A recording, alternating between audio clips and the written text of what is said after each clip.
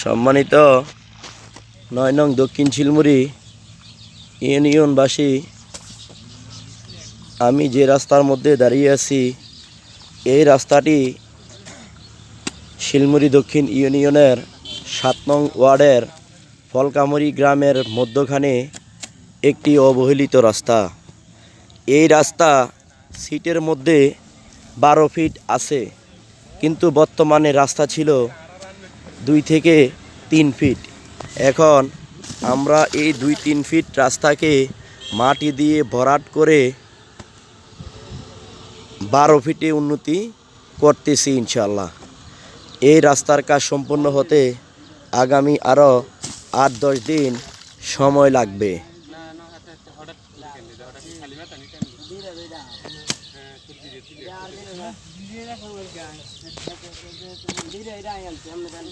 দীর্ঘদিন এই রাস্তাতে মাটি না থাকাতে মানুষ চলাচলের বিষম অসুবিধা ছিল।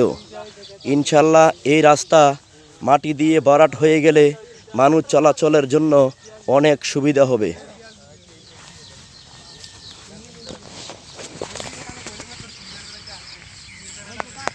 এখানে রাস্তা বলতেই কিছু ছিল না, কিন্তু নামই ছিল রাস্তা, কাজে কিছুই ছিল না।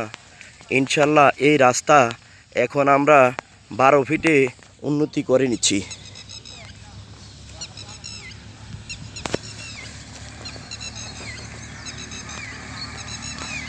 এই রাস্তাটির এক মাথার মধ্যে আছে কুমিল্লা বরুড়া প্রধান সড়কের সংযোগ, আরেক দিকে আছে আড্ডা বৈশ্যপুকুরিয়া সড়কের সংযোগ।